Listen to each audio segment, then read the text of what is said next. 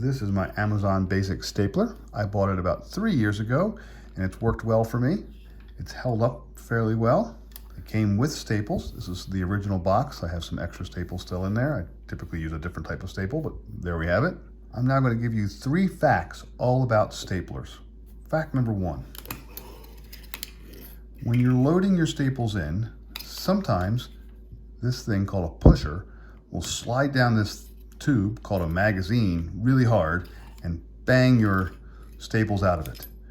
A better way to load your staples is to put your staples in, slide them down, use your finger on the spring and slowly guide the spring in, then close it up.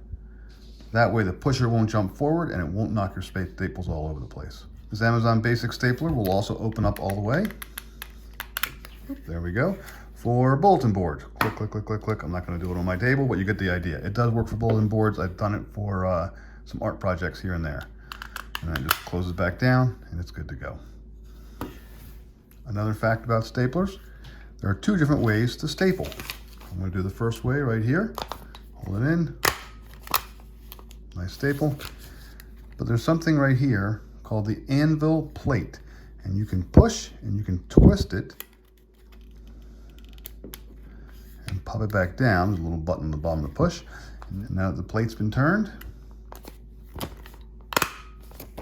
it looks the same, but when I turn it over, the ends are pushed out.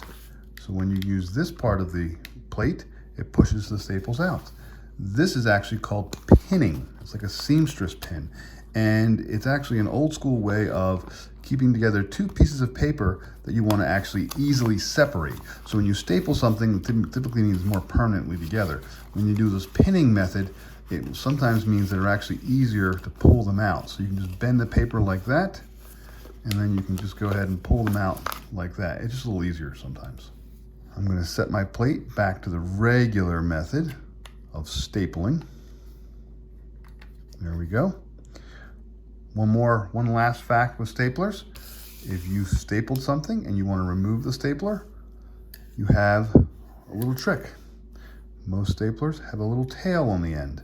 That little tail is meant to be a staple remover. It's built in. There we go.